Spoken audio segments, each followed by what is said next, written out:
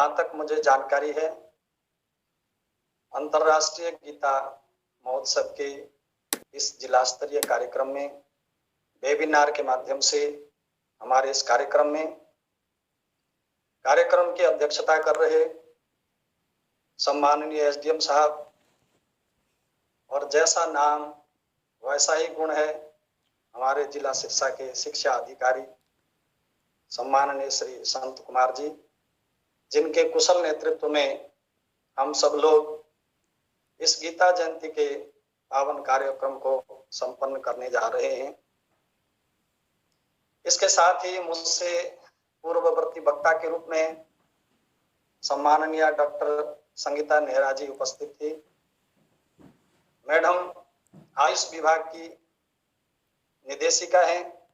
आयुष विभाग एक व्याधि विनाशक विभाग है। शरीर के रोग को व्याधि कहते हैं तो मन के रोग को आदि कहते हैं।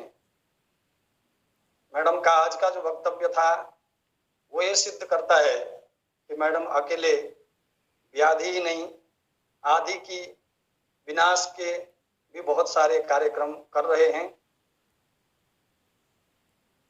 वास्तव में आज हम गीता के विषय में चर्चा के लिए उपस्थित हुए हैं। गीता प्रत्येक पक पर कहती है, व्यक्ति, संसार का कोई भी व्यक्ति, वस्तु, पदार्थ या समय, सब कुछ ईश्वर से ओतप्रोत है और भगवान की चिन्मय शक्ति से व्याप्त है। जैसे एक विद्यालय के सभी उपकरण, वहां के अध्यापक एक अनुशासित विद्यार्थी के लिए उपयोगी हैं। एक अनुशासित विद्यार्थी अगर विद्यालय में आता है तो उसकी पढ़ाई से संबंधित सभी आवश्यकताओं की वहां पर पूर्ति होती है। और अध्यापक के कुशल नेतृत्व में अगर वो बच्चा अपनी शिक्षा को अर्जित करता है और अच्छी उपलब्धि प्राप्त करके जब विद्यालय से निकलता है तो वह खुद भी कृतार्थ होता है, समाज भी कृतकृत्य मानता है, वहां के अध्यापक और संसाधन भी अपने आप को कृतार्थ समझते हैं। उसके विपरीत कोई बच्चा, कोई विद्यार्थी अनुशासनहीनता करे और उन प्राप्त पदार्थों का, समय का, सामग्री का और अपने गुरुजनों का सदुपयोग ना करे तो वह विद्यार्थी समाज की मुख्य धारा में जीने के लिए भी बहुत बड़ी संघर्ष कर रहा होता है। तो ऐसे ही इस मर्त्य लोक में जब मनुष्य आया है, वह मनुष्य 84 लाख योनियों में जो लक्ष्य उसको प्राप्त नहीं हो सका, ऐसे विकास के उच्चतम श्रृंखला में पहुंचने का मानव पुनीत लक्ष्य लेकर के पहुंचा हुआ है। जब इतना श्रेष्ठतम लक्ष्य लेकर के मनुष्य आया है तो मनुष्य के जन्म जन्मांतर, युग युगांतर और कल्प कल्पांतर के हितैषी भगवान ने ऐसी व्यवस्था की और उन्होंने ये बताया, ईशावास्यम इदम सर्वम यत्किंच जगत्याम जगत। इस संसार में जो कुछ भी व्यक्ति है, वस्तु है, पदार्थ है, समय है या सामग्री है, जो भी संसाधन है, ये मनुष्य मात्र की हित के लिए। अब मनुष्य का दायित्व बनता है प्राप्त समय, सामग्री, सामर्थ्य और व्यक्ति, इन सब का सदुपयोग करके वह अपने पुनीत लक्ष्य की प्राप्ति के लिए लगा रहे। तो ऐसे पुनीत लक्ष्य को प्राप्त करने के लिए इस वेबिनार के माध्यम से गीता ज्ञान के रसिक लोग यहाँ पर जुड़े हुए हैं। गीता ज्ञान का एक अगाध समुद्र है। इस अगाध समुद्र में रहने वाले बहुत सारे रत्नों और अलंकारों को निकाल करके उन रसिकों को प्रदान करने की अद्भुत मनीषा ली हुई हमारे मध्य में वक्ता के रूप में उपस्थित हैं वंदनीय बिंदु बहन जी। आज हम 21वीं शताब्दी में गीता की उपयोगिता क्या, इस विषय में विचार भी जरूर करेंगे। बहुत सारे लोग कह देते हैं कि 21वीं शताब्दी में गीता की आवश्यकता आवश्यकता क्या है। इस विषय में मेरा विचार है कि अन्याय और अत्याचार की सहन करने की जो सीमा थी, जब वो सीमा समाप्त हो गई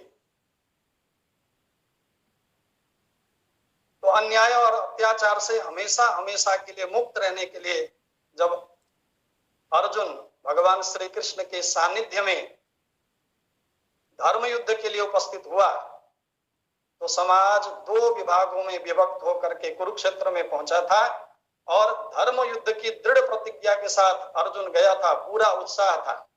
परंतु जब सामाजिक जीवन में हमें जब अपना व्यक्ति दिखाई देता है तो वहां पर मोह छा जाता है। अर्जुन के साथ भी यही हुआ। धर्म युद्ध की पूरी प्रतिज्ञा के साथ वहां पर पहुंचे हुए गांडीव धनुषधारी अर्जुन के सामने जब अपने ही लोग दिखाई दिए तो कहता है मुखम च परिशुष्यति। जब सामाजिक जीवन में हमें अपना व्यक्ति दिखाई देता है वहां मोह उत्पन्न हो जाता है। तो ये मानसिक रोग मोह हमारे मुख को भी सुखा देता है। तो ऐसी विकराल परिस्थिति मोह उत्पन्न होना द्वापर युग में अर्जुन के साथ भी यही था। तो आज 21वीं शताब्दी का जो अर्जुन है उसके सामाजिक जीवन में भी वो मोह यथावत उपस्थित है। जब द्वापर में रोग वहां मोह था वो हमारे 21वीं शताब्दी में भी सामाजिक जीवन में वो रोग यथावत उपस्थित है। हम जो भी काम करते हैं उस काम के बदले में कामना, ममता, आसक्ति, पक्षपात, विषमता, स्वार्थ और अभिमान, ये सभी कर्मों के अंदर रहने वाले विष हैं, जहर हैं, जो 21वीं शताब्दी में भी हैं। और इस गीता जब प्रादुर्भूत हुई उस समय भी ये दुर्गुण यथावत उपस्थित थे। पानी का स्वभाव है वो हमेशा नीचे की ओर बहता है और पानी को अगर ऊपर ले जाना है तो कुछ ना कुछ संसाधनों की आवश्यकता पड़ती है। तो मेरा मानना यह है कि मनुष्य इस धरती पर जब तक रहेगा तब तक ये दुर्गुण भी स्वतः बहते ही रहेंगे।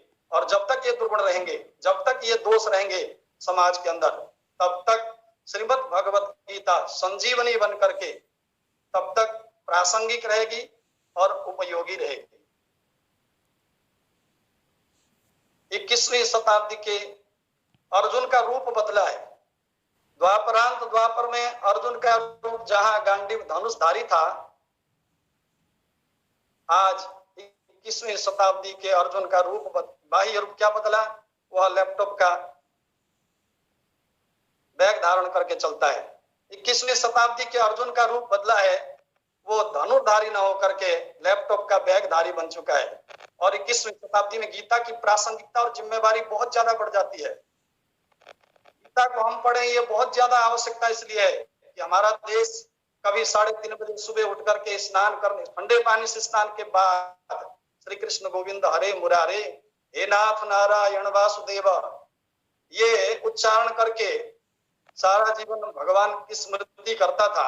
आज 21वीं शताब्दी में 21वीं शताब्दी का जो अर्जुन है वह उसके साथ चुनौतियां बहुत ज्यादा बढ़ चुकी हैं, क्योंकि मानव मशीनी युग में जा रहा है।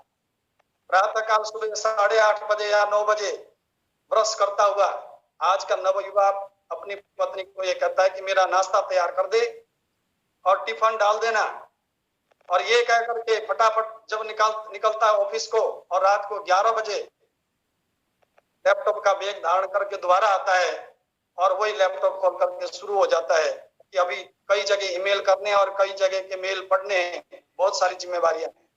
तो हमारे समझ में ये नहीं आता क्या ये हमेशा एक सा रहेगा? बहुत सारी शरीर की व्याधियां हैं, बहुत सारी मन की आदियां हैं, समस्याएं हैं। इन समस्याओं से मुक्ति कौन देगा?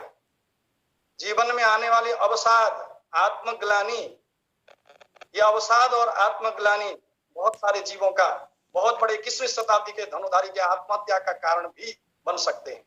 तो क्या उनको ये अवसर ना मिले? जो मंदिर नहीं जा सकते, मस्जिद नहीं जा सकते, गुरुद्वारे नहीं जा सकते, जिम्मेवारी इतनी हैं, दायित्व इतने हैं, भगवान ने गीता के माध्यम से उन सब की व्यवस्था की। द्वापर के युग में उनको ये पता चल गया आज के अर्जुन की जिम्मेवारी से भी ज्यादा 21वीं शताब्दी के अर्जुन की जिम्मेवारियां बहुत ज्यादा बढ़ जाती हैं। तो भगवान ने जो जो अलग अलग व्यवस्था थी, पूजा पाठ एक तरफ और जीवन में आने वाली दैनिक दिनचर्या एक तरफ, भगवान श्री कृष्ण ने 21वीं शताब्दी के अर्जुन को दोनों चीजें एक ही माध्यम से मिले ऐसी व्यवस्था की है। भगवान ने कहा आप पूजा पाठ यज्ञ अनुष्ठान नहीं कर सकते, कोई बात नहीं, आप परिवार में, समाज में या ऑफिस में जहां पर भी काम करते हैं, आप यथावत जैसे आप काम कर रहे हैं वैसे ही काम करते रहिए। बस फर्क क्या है? फर्क सिर्फ इतना है कि आपने जो भी काम समाज में करना है, परिवार में करना है या घर में करना है, आपने काम करने के बदले अभिमान धारण नहीं करना कि ये मैंने किया है। आप काम में अभिमान का त्याग कीजिए और आपने कोई काम कर दी, उस काम को करने के बदले में आपको क्या मिलेगा? ये कामना है, इस कामना का परित्याग कर दिया, ममता का परित्याग कर दिया, सामाजिक जीवन के अंदर विषमता का और पक्षपात का परित्याग कर दिया, स्वार्थ का परित्याग कर दिया, तो आपको और कुछ करने की आवश्यकता ही नहीं है। क्योंकि 21वीं शताब्दी के अर्जुन को भगवान श्री कृष्ण संबोधन करते हुए कहते हैं, यह 21वीं शताब्दी के अर्जुन, मैं ये कहता हूं, वासुदेव सर्वमिति स महात्मा सुदुर्लभ, सब कुछ परमात्मा है, वासुदेव है, ऐसी सोच रखने वाला, ऐसा विचार करने वाला महात्मा सबसे बड़ा महात्मा है, इसलिए वो महात्मा तू भी बन सकता है। 21वीं शताब्दी के अर्जुन को संबोधन करते हुए भगवान श्री कृष्ण कहते हैं, मत्तः परतरम नान्यत् किंचिदस्ति धनंजय, हे धनंजय, मुझे छोड़कर सारी दुनिया में और कुछ भी नहीं है। 21वीं शताब्दी के अर्जुन को संबोधन करते हुए भगवान श्री कृष्ण कहते हैं, सद सच्चा हम अर्जुन, चाहे सत हो चाहे असत हो, दुनिया में जो कुछ है सब मेरा ही विवर्त है। 21वीं शताब्दी के अर्जुन को भगवान श्री कृष्ण गीता के माध्यम से कहते हैं, अहम सर्वस्य प्रभवो मत्तः सर्वम प्रवर्तते, मैं सारी दुनिया का प्रवर्तक हूं, सारी दुनिया मुझसे ही प्रवृत्त होती है। इसलिए चराचर प्राणियों में मुझको छोड़कर कुछ भी नहीं है। आपका दायित्व तो सिर्फ इतना है, आप जहां पर काम करते हैं, आपके सामने वाला हर व्यक्ति नारायण का स्वरूप है, ऐसा सोच करके अपने काम को भगवान की आरती, पूजा, यज्ञ, अनुष्ठान ऐसा समझ करके जब आदमी बड़े उत्साह के साथ काम करता है, न वहां पर अवसाद होगा, न वहां पर आत्मग्लानि होगी, न वहां पर आत्महत्या की कुचेष्टा होगी। भगवान श्री कृष्ण कहते हैं, देखो दुनिया में रहने वाले व्यक्ति को काम तो करना ही पड़ेगा। कोई पद पर बैठा हुआ है तो वो काम करने के लिए बैठा हुआ है। भगवान श्री कृष्ण कहते हैं, मेरे कथन अनुसार अगर आप काम करोगे तो काम आप करोगे, जिम्मेवारी मेरी होगी। अगर आप मेरे कथन अनुसार काम नहीं करेंगे तो मेरी प्रकृति आपसे काम करवाएगी, जिम्मेवारी आपकी होगी।